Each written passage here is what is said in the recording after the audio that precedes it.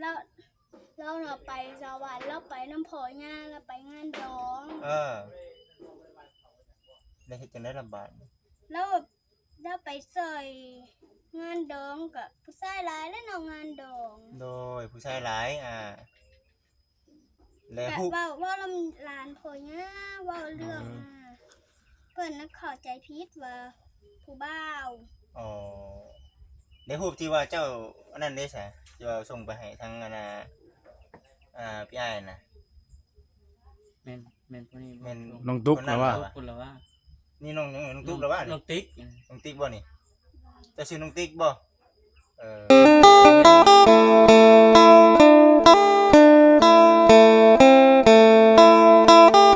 น้ำโมสบายดีน้องล่ะสบายดีล่ะยังไม่ใช้บัตรนี่มาจากเงินป้าเรียนป้าดี มาดีทั้งบ่าวคำบ่าวจิตเนาะโอ้สบายดีเช่นกันใช้เฮือนเพิ่นน่ะขอยยังบ่ได้เคยเห็นได้เลยนี่เป็นเฮือนของทางน้องแต่เนาะเห็นคืนนี้มันนอนนี่บ่จังว่าพี่น้องถามทางน้องเพิ่นแล้วเนาะมาเห็นมาแล้วเห็นแต่ขนาดกายแต่แงกอยู่ก็บักศิลาก็ยันล้มออกไปว่าผูกเชือกเลย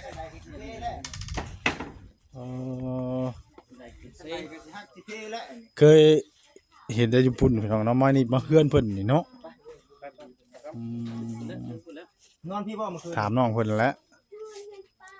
เงินป้าใช้ปืนไฟเราหนึ่งเข่าหนึ่งน้ำ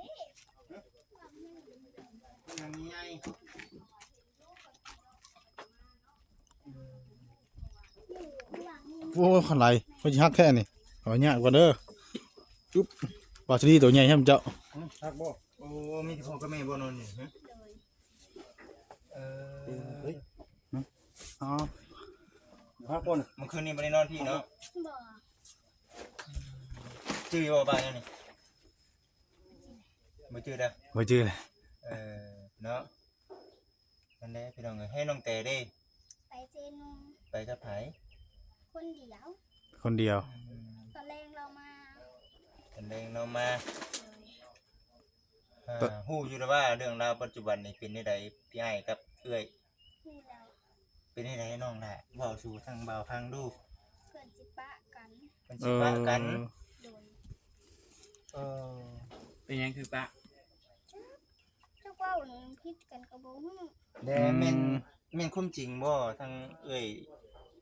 แต่เพิ่นเป็นมีผู้เอานะฮะเราไปสวรรค์เราไปน้ำพอย่าเราไปงานดองได้เฮ็ดจังได๋ลำบากเราไปใส่งานดองกับผู้ชายหลายและน้องงานดองโดยผู้ชายหลายแล้วว่าลำหลานพ่อย่าเว้าเรื่องเพิ่นน่ะเข้าใจผิดว่าผู้บ่าวอ๋อในรูปที่ว่าเจ้าอันนั้นได้ซะที่ว่าส่งไปให้ทางอันน่ะพี่อ้ายน่ะแม่นผู้นี้แม่นน้องตุ๊กนะว่าคุณละว่านี่น้องตุ๊กหรือว่าน้องติ๊กบ่นี่เจ้าชื่อน้องติ๊กบ่น้องตุ๊กใหญ่น้องติ๊กน้องตุ๊กผู้ส่งรูปไปให้น่ะตุ๊กดินบ้านนั้นบางเถื่อก็ขายแบ่งกันมันจังบ่ยากเพิ่นเว้าเพิ่นได้เจ้าบัดอยู่ในบัดนี้อยากให้ขายบ่เจ้าตามแต่เพิ่นแล้วก็เอาเงินมาแบ่งกันสมมุติว่าขายบ่ได้ได้ซะเฮ็ดจังได๋บางตุ๊กก็จักเว้าแบบใดเว้าบ่ให้ขายเล่นขายบ่ได้ดอกบ่าวเป็นดินผู้ใหญ่เพิ่นเด้แต่แล้วก็มาอยู่บ้านนี้เนาะนี่คือทางเจ้าคิดว่าจังได๋ล่ะฮะตามแต่เพิ่นดินลูกก็มีอยู่ดินน้องก็มีอยู่พุ่นน่ะและในความเป็นจริงชาเจ้าคิดว่าทางใดผิดน้องบ่จักเนาะเอ้าคือว่าพี่อ้ายผิดไปพี่อ้ายเราเข้าใจผิดเองเราเข้าใจผิดเอง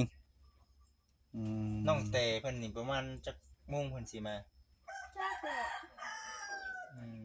ม เพิ่นไปซื้อไปจักไปซื้อหยังแหละบ่ฮู้ ยังสิมาอยู่เนาะแต่ว่ามาก็มานี่แหละวะ มาหอนตา อยู่เฮือนป้าพุ่น ถ้าก็นอนพุ่นเบิดบ่เมื่อคืน มีตาพ่อก็แม่เอาไป เอออืมอืม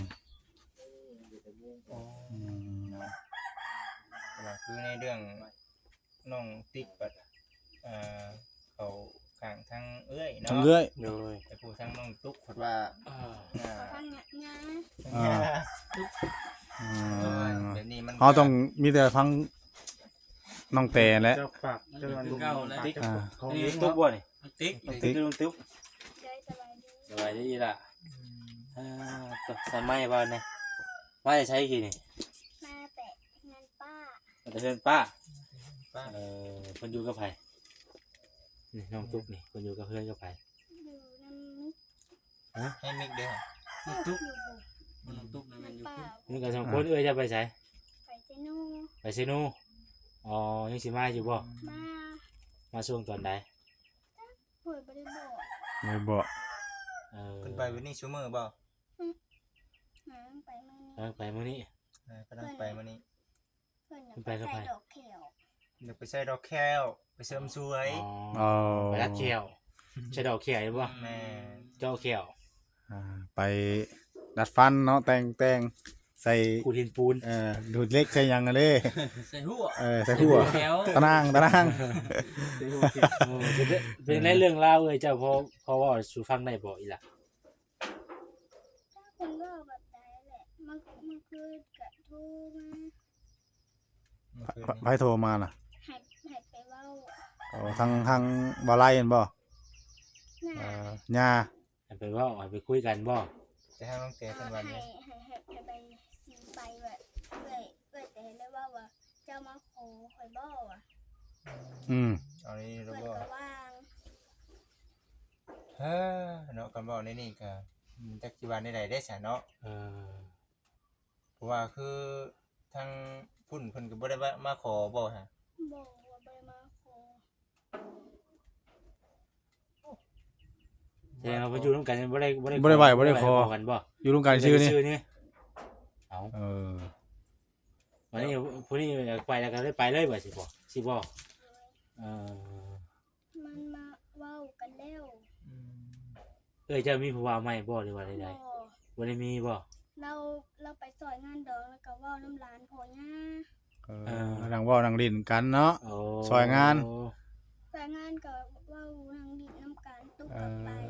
ตุกก็ไป โอ้เจ้าก็เล่าตามที่เจ้าเห็นนั้นเป็นใดๆเพิ่นพากันอ่าคุยหยังกันแน่ บ่ฮู้อยู่บ่ ทางนี้ก็ว่าทางพี่อ้าย แต่บ่ใหญ่เลยนะ บ่ เพิ่นก็ว่าทางนี้ว่าพี่อ้ายเข้าใจผิด อืม บ่ อ่า อ๋อ นั่นนะ ที่อาเราเข้าใจผิดว่าแต่เราไปคุยผู้บ่าวได้แท้บ่แม่นเราเว้าน้ำร้านพ่อย่า อืม ความหลายพ่อย่าอืม แต่ว่าก็แม่นอยู่พี่น้องเนาะแต่ว่าอยู่ในรูปนั่นน่ะมันก็มันอยากทะแม่งว่าเป็นหลานอยู่คือว่าฮู้เว้าบ่ฮักแฮงเขียนเข้าไปในหั่นนะมันหมายความว่าใดๆตัวนี้นะอันนี้ก็บ่ได้แม่นว่าเว้าให้แตกแยกพี่น้อง ตามที่เห็นเนาะ ตามที่เห็นอยู่ใน บัด รูป ทางน้องไล่ว่าคุยกับน้องแต่ว่าอิหยัง เอาล่ะก็โดนในทู จะได้ทูกันได้ ว่าจะ คุยกันเนาะ จบกันเนาะเลิกกันว่าสิทางน้องไล่ว่าได้ แล้วแต่ยังบ่ได้เว้ากันค่ะ เลิกแล้ว อ๋อ เลิกกับไผ เลิกกันน้ำพี่อ้าย เลิกกันใดๆบ่ เลิกกันแล้วแต่ยังบ่ได้โอ้ลมผู้ใหญ่ทั้งเฒ่าแก่เว้ากัน อ๋อแสดงว่าทางหลังมานี่เพิ่นเลิกกันแต่ล้นแล้วบ่นี่นะ เลิกเมื่อวานนี่ วันนี้เลยเหรอ เดี๋ยวว่านี่เดี๋ยว มา ยังไม่ใหม่อยู่เนาะ มาตอนเมื่อคืนนี่มา สรุปแล้วว่าเลิกกันแล้ว เลย อ๋อ ปะกันแล้วเพื่อนว่าอยากไปใส่กระไปไว้แล้วแต่แล้วก็เลยเว้ามาฮอดบ้านนี่ก็แต่ก็เลยกินเว้าน้ำกันบัดนี้เว้าโทรไปทางย่า สรุปแล้วนี่ทางน้องไล่บ่เป็นคนบอกเลิกคือทางน้องแต่ไผบอกก่อน น้ำบุ๋ง ยังบ่ฮู้เลย เพิ่นเราว่าไปใส่ดินน้ำหม้อแม่ก็แต่ขายดิน เอ้า มาแล้วบัด แล้วก็เอาเงินแบ่งกัน ทางน้องไล่อันบ่เว้าน่ะ หม้อเพื่อแต่ขายดินน่ะ ตอนนี้เฮาบ่เข้าด่วนสรุปเด้อพี่น้องเด้อเนาะ เนาะ โดย ต้อง ถ้า การ ทา ทั้ ง งเจ้าของอัน น้องเตก่อน โดย ไปฟังน้องเตก่อน ทางน้องไล่ว่าน้องเตอย่าขาย โอ้เนาะ ต้อ พี่ ง น้อง ถามทั้ง อ่า เตะ ต้องถามโดยตรง ทั้งน้อง อืม กะ ยังบ่เข้าใจเนาะยังบ่ฮู้นะ เห็นบ่ บ่แม่นทาง เบาเบา เบาเบานะ เนาะ ไปอ่ะ เบา เป็นจังได๋ ได้ ใช่ ได้สิว่าได้เฮา เนาะ เอ้าเนาะ อ่า ตั้งใจมาถามไทยทั้งอันน่ะน้องเตเพิ่นได้ บ่เห็นทางน้องเตกะเท่ามัน ถ้าน้องเตมาพุ่นละ ก็คือ ต้องถามเพิ่น ก็บ่ได้เนาะ แม่น ยังสรุปบ่ได้ แม่ เดี๋ยวบ่ได้ คำว่าเลิกกันนี่เด้อล่ะเด้อมันก็มันบ่แล้ว มันต้องได้ให้ทั้งผู้รับผู้ใหญ่ทั้งสองคำสองฝ่ายเพิ่นได้โอ้ได้ร่วมกันก่อนบ่แม่นว่าสิว่าเลิก เลิก แต่เฮานี่ ส บ่ อง ได้ คนบ่ได้เลยเนาะ ทางเหตุผลของ อ่า ทั้งสองกรรมสองฝ่ายก่อนมาเป็นหยังเนาะ จะเฮ็ดหยังก็ อ่า บ่เลิกเนาะ สมมาพาควรบ่หรือว่าจังใดแบบนี้หันนะน้องเอ้ย น้องยังบอกว่าสิเลิกเมื่อคืนนี้เราขับรถไปแล้วว่าเราบอกเอาว่าข่อยสิได้มื้อได้แล้วว่าเป็นหยังจักเลยแล้วว่าอยู่ซื่อๆก็มาให้แล้วว่า อืม อืม กว่าสิไป พี่ให้บ่แล้วว่าพี่ให้บ่ คือขั้นตอนแรกนี่ทั้งชูเจ้าหรือกับอนาทั้งเอ้ยน่ะพากันไปบอกเอาว่าข่อยสิมาบ้านน่ะเด้อแล้วทั้งนั้นถามว่าเป็นหยังเนาะแล้วทั้งน้องแต่คิดว่าจักเป็นหยังอยู่ซื่อๆก็มาให้ แต่ว่าทั้งน้องได้เพิ่นก็ว่าให้ก็ให้ย้อนนั่นน่ะกินเหล้ากินเบียร์แน่แล้วก็ในเรื่องแบบ เป็นรูปนั่นแหละ นั่นแหละนั่น วัน แหละ นี้ก็ ผู้นั้นเป็นใครเป็นคนอารมณ์เหมือน ผู้ว่าว อ๋อ ว่าเพิ่น นึก กับ ว่า จักผู้ว่าวไผเนาะแต่ผู้ชาย ผู้ชาย ผู้ชาย แม่น ฮะ ลานพ่อเนี่ย หลานพ่อย่า ร้านพญาเพิ่นอารมณ์เนี่ยเพิ่นเขียน เขียนผู้ เขียน บ่ ข้อความใส่ว่า หักแฮง ผู้บ่ว่าหักแฮง เออ อ่า ถ่ายรูปน้องเตปุ๊บแล้วก็เขียนให้ น้ำกัน เขียน ได้ฮู้คู่ รูปนั่งเบิ่งกันเลย แล้วก็ไม่แค่บ่ แล้วก็เขียนข้อความใส่ว่าฮู้บ่ฮักแฮงนะ อืม วันนี้เฮ็ดในพัวนี่ คิดร้ายบัด เดี๋ยวเฮา เออ เดี๋ยวเฮายังคิดได้ มันหมายความว่าไดอยู่นะสรุปแล้วไปนํกันแบบใดเนาะ แม่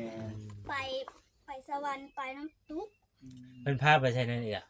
เพิ่นพาเจ้าไปใช้ไหนเพิ่นมา เพราะว่าน้องคนนี้บ่ได้ไปนำเลย บ่ได้ไปบ่ไปจักคนน่ะ ไปสอง สองคนไปสองคนน้องตุ๊กน้องติ๊กบ่ น้องติ๊กผู้นี้ มีแต่ตุ๊กใบ นี่ตุ๊กไป บ่ต้องตุ๊ก น้องตุ๊กอยู่ใช่น้องตุ๊กน่ะ ตุ๊กนี่เพื่อนป้า หึ บอก สามคนผู้ใดเนาะ อืม ตุ๊กน้องติ๊กน้องกิ๊ก เออ บ่แม่ น้องมิกบอก มี น้องมิกน้องกิ๊กอยู่พุ่น ตุ๊กติ๊กมิก ตุ๊กอยู่บ้านนุ่นสันมันบ่อยากมา อืม ผู้ใหญ่อ่ะเด้ผู้ใหญ่ผู้ผมแดง ผู้ใหญ่ผมเลยแหละผู้ว่า ตอนนี้อยู่ไสนี่บ่มาบ่ โบ ที่บ้านฉันคือบ่เห็นจ้ะ น้องตุ๊กบ่เห็นบ่นี่ บ่ได้มา อืม แต่ไปหาก็จะเป็นอย่างคือบอกว่า น้องตุ๊กอยู่ไสดิ บ้านสันบุเลย อยู่ทางไหน บ่าวก็มา บุเลย บ่เห็นได้บ่าวบ่เห็นได้หมด เดี๋ยวเพิ่นดีบ่ บ่าวก็มาแต่พุ่นนั่น ก็เปิดจะไปหาไปจะอยู่เงิน อ้าวมีหลายเฮือนบ่เสียเนาะอย่าว่าเฮือนอยู่เฮือนอยู่นอกทางอีบ่ อยู่ตุกน้อย อยู่ตูบน้อย ลูกน้อย เอ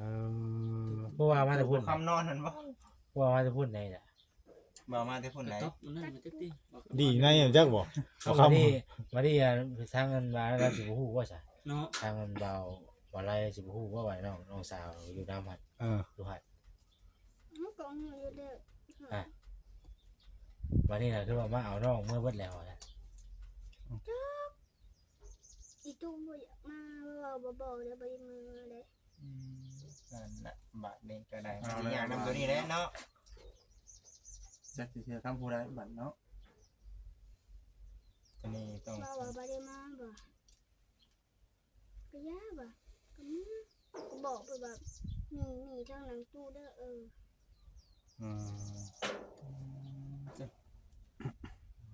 พี่น้องเด้อวันนี้เนาะคำเว่าคำจาบ่ บ่เข้ากันปานใดบ่ตรงกันปานใด ต้อง แต่ทางน้องเต น้องแต่ เจ้าของเนาะ มื้อนี้เฮาก็มาถามไทยเบิ่งอยู่ใน ถามเพื่อให้ฮู้แจ้งกันนั่นแหละครับเฮาจะได้เฮาก็ได้ถามทางฝ่ายใดฝ่ายหนึ่งได้ก็ถามให้มัน แม่น ให้มันเข้ากันเนาะ ว่ามันสิ สองฝ่ายมันบ่แหละมันสิว่าฟังคนฝ่ายเดียวบ่ว่าหาก่อยกันสิ แม่น เลย ก็อันนี้ก็จะได้ก็บ่คักเนาะ ทั้งสองกับสองฝ่าย ต เนาะ อนตะปิดนะโทรเว้ากันทุกนี้แล้ว อ่า กับพี่อ้ายแล้วบ่เว้านำ อืม ว่าสิโทรเว้าแบบใด โทรเว้าจังใดแล้วก็เราก็บ่เว้านำหับคักแน่แล้วก็แล่นไปให้ย่าเว้าย่าแล้วให้ไปเว้ากัน อืม เอาใบเสียภาษีมา อืม ว่าแต่แล้วก็ว่าเอาใบหยังเราบ่ได้มาแต่งมาขอเลยว่า อืมแสดงว่าบ่ได้เฮ็ดการไหวคอกันหรือว่ายังบ่ได้แต่ง บ่ได้แบบจดสำนั่นนะเนาะใบบันทึก สมุดทะเบียนอย่างนั้นเลยบ่ ใบน้ำตาลตีนเนี่ย ไปดู เพื่อ การชื่อ ยืมกันชื่อ เป็ดจำเป็ดผู้ว่าผู้สาว เออ ซื่อเนาะ หรือว่ายังบ่ได้เฮ็ดถูกต้อง ยังไม่ถูกต้องตามประเพณีเนาะ เออ ก็ตามเต้ได้บ่เสียเด้แต่ว่ามันถึงขนาดว่าอยู่นํกันผู้รักผู้ใหญ่เพิ่น เอาปกติมันก็ต้องได้เฮ็ดได้เอาอยู่กันหลายปีมันก็ต้องได้ เอ เฮ็ อ ด มันก็ต้องมีแหละอ่า มันค่าทางไหนทางไหนบ่เฮ็ดเอา ก็หาไปก่อนนะ อ่า โทรหาไผล่ะ ก็หา น้องตุกบ่ บ่สเตย์ก็ได้ ต้องหาเจ้าน่ะ มาได้บ่ ทุกบ่เปิดอ่อน ทุกบ่เพิ่นนอน ก็หาได้เตย์อ่ะ ต้องหาแต่เจ้า โอ้ยเนาะทีเดียวฟังกันหนึงก็เป็นอีกแบบนึงก็เป็นอีกแบบนึง คนละอย่าง ทีแรกเราอยู่ฟังถ้าฟังเอาฟังความต้องฟังเบิดสอง เนาะ ทางฟังความภายเดียวเฮาสิบ่เป็นไปบ่ได้เด้ บ่แม่นบ่เพชรตัวนี้เพชรนี่เพิ่นเซาดินแล้วนี่ คือเพชรเปิ้น โอ้หลายเพชรเทพผู้สาวเฮานี่เนาะ เพิ่นมีโทรศัพท์เอา สองเครื่องพุ่นน่ะ เครื่องแบบไล่ๆเราบ่ได้ลิ้นเลย เออ หลายๆเนี่ยบ่ลิ้นแล้ว ลายชิวเบิ่งแล้วเรือนหาเท่าไหร่ยังเว้น เนาะ หายดิ แล้วเป็นเอารูปกระตุ้น อ้าว โอ้หลายเพชรแท้ โอ้บ่มี อ้าว อันนี้ก็บ่แม่นเพชรนี่ก็บ่แม่นเพชรนี่ เห็นหาเห็น คือไส โทรหาเราเบิ่งอยู่เรามาแล้วบ่ เป็นยังไงวะฉันติ เป็นไร บ่มี ได้แล้วอะตู้ใช้ตู้เครื่องอยู่เพิ่นนะ อยู่ในห้องเบิดเด้ ลูกบอกให้ไปเอาไปเอาบ่จักหยังเลย บ่ถามนะบ่เนาะเป็นหยังคือว่าให้เอาตู้เอาหยังมาสิบ่แปลกใจนะบ่พอกันเนาะที่ไทยต้องไว้แล้วก็ บ่เฮาสังเกตนี่เรานี่ฮู้อยู่ แม่น พอเราแต่เราบ่เว้า ๆเราบ่กล้าเว้าเด้ เราบ่กล้าเว้าเลยเห็นในกล้องอะไรอย่างที่แหละเราบ่กล้าเว้าเราจะเราฮู้ไปแหละ ผู้ พ ว่า อฮู้บ่ฮู้บ่พอ แต่ว่าเราบ่เว้าซื่อ เราบ่เว้ายัน แล้ว บ่ ก็เลยอยากมาฟังเบิ่งเนาะ บ่ไป ที่ถือเนี่ย บ่มีเราตอนน่ะที่โทรมา ไปโทรมา จะว่าก็ไปซื้อนู่นแล้วเราโทรมาทางป้าเฟซแต่อยู่ทางป้าโอ้ ลาย อยู่ที่ จักละลิ้นจักเฟซเนี่ย ตกลงดีจิเพชรนี่ โอ้ยสิพอกันอยู่แล้วบ่ เจ้าให้มามื้อนี้ ทางมื้อแรงกับว่าอะไร ทาง คือ มื้ บุ อ ญ แลง สิมาได้มื้อนี้ได้ เด้อ ตอนแรงค่ำ ต้องมานี่แหละ โทรเลยแต่บ่พอแม่นบ่งานน่ะ นี่ก็แม่น หา เฮากัน น่ะ2นี่เอา3ได้ไล่นั่นก็3เนาะ เป็นลายแท้ หลาย โอ้เกินคนหลายใจ จัก เล ตัวใด ย นี่ เนาะ หลายใจ ขนาดเพชรยังหลายเนาะคนสิบ่ได้ใจบ่ล่ะ ตัวหลายใจ บ่ได้ใจ เรา นะ เป็นลายซื่อ จักอยู่ไสนี่ ใจเลี้ยวแต่หักหลายซื่อบ่ อีด่าเด้ออีด่าตอนนี้เด้อบ่แม่นว่าหยังคือปัจจุบันนี้เนี่ยคือทาง FC แน่ทั้งหลายๆคนก็คิดว่าทั้งน้องเตเพิ่นนี่ไปมีผัวใหม่เนาะมีแต่ว่าเพียงแต่ว่าอยากฮู้ว่าทั้งน้องเตเพิ่นสิว่าจังไดเท่านั้น แม่นแท้บ่เด้ คันว่าบ่แม่นความจริงก็เดี๋ยวเฮาถ้าอยากให้ทั้งน้องเตและออกมาอธิบายให้ฟัง แม่น เรื่อง แล้วก็มาแล้ว เรื่องราวมันสิจบในไรก็ขอแค่ได้ยิน เนาะ จากปาก จากปาก โดย เป็นจังใดถึงสิเข้าใจผิดกันก็ตามแต่ขอเพียงไปเว้ากันให้มันถูกต้องซะถ้าว่าเข้าใจผิดเฮาก็ไปอธิบายให้กับทั้งนั้นเข้าใจ ทางพี่อ้ายแล้วบ่ให้ไป เอ้า เอาคือว่าบ่ให้ไป แล้วว่าบ่ต้องมาแล้วว่า เอาแล้วบ่ายนะ คันไปมีแต่พ่อว่ะ มันก็ต้องถามกัน เราบ่อยากเห็นหน้านะ เอ้า คือ คือทางน้องไร่นี่คำว่าไปนี่ ไปแบบให้ผู้ใหญ่ไปเว้ากันก่อนเนาะให้มันละเอียดให้มัน มันจะแจ้งอยู่ มัน นะ จะแจ้ง มันก็ เอ้ยแต่น้อง บ่ บ่ไปเอ้ยแต่ ไปเตือนนำมาไป มันก็บ่แล้วคือเก่าเพราะว่าผู้ใหญ่เพิ่นก็ต้องฟังจากปากสองปากสองคนนี่ แม่น ไปอยู่ในหัด แม่ เพิ่นว่ามันต้นเหตุมันเกิดมาจากไสบัดนี้เจ้าต้องถามแม่บัด พอเห็นยัง เพราะเฮ็ดหยัง อืม ถึงสิเอาเฒ่าแกว่าโอ้ยดองเป็นไดลูกเจ้าทุกข่อยไปนี่ยันมันก็บ่แล้วคือเก่า คือมีคนกลางเนาะ ต้องผู้ต้นเหตุกับผู้นั่นแหละ ใหญ่แน่มาคุย ต้อ กั ง น คุยใหญ่นะคุยกัน เรื่องมันใหญ่แล้วนี่เนาะมวยว่าเรื่องเล็กน้อยเว้ากันนี่ซื่อได้ บ่แม่นแล้ว ใหญ่แล้ว บัดนี้อีกอย่างกับผู้นี้บัด เฮาก็บ่ฮู้ถามนั่นได้ไม่ได้ อ่า ถ้าถามแบบทางเพิ่นแหละเพิ่นน่ะ ตั้งแต่กลับมา ส่วนใหญ่ว่าเอ้ยเรื่องมันเกิดสิไปถามลูกน้อยจักหยังไปให้อีกแล้ว เดี๋ยวมันสิผิดไปใหญ่เนาะ โดย ไปจ้ะพี่น้องเลยเนาะ แต่ว่าอย่าเข้าใจผิดอย่างไรเด้อพี่น้องเด้อเนาะเพียงแต่ น้อง ว่า แต่ก็ยังบ่มา แม่นเว้าน้องอนาติ๊กก็ว่าทั้งเอ้ยข่อยก็บ่ได้ผิดเนาะ โดย บ้า อันนี้คือน้องเพิ่นยืนยัน ยืนยันเนาะ เฮาก็เอ้าถ้าพังน้องแต่ว่าอีก แม่น โดย เฮาแต่อีก แม่นถ้าว่าพังน้องแต่เว้าแล้ว อ่า เป็นนี่ต้องได้สองคนแล้ว ต้องได้ เออ เอาไปคุยกันแล้วบัด อืม ตรงข้างมันจับ จับใจกันเลยบัดนี้ เป็นอะไรก็ขอให้มันได้เว้าได้จานั่งน้ำกันนั่นแหละ แม่น เนาะ มันจะแจ้งไปเลย เรื่องแบบนี้มันอันนั้นแหละ แล้วเขาก็อยากคุยอยากให้เข้าใจกันบ่อยากให้พิษให้บ่อยากให้แตกแยกกันแล้วผู้ใหญ่เพิ่นซอยมาหลายเนาะ แม่ เขาบ่อยากให้แตกแยกกัน มีแต่ว่า มา ถ่ายน้องแต่พุ่นแหละ ถ้าพังทั้งน้องเตเพิ่นเด้อ ไป พี่ พี่น้อง เด้ เนาะ เนาะ สบายดีเด้อน้องละ ทั้งเบิ่งสบายดี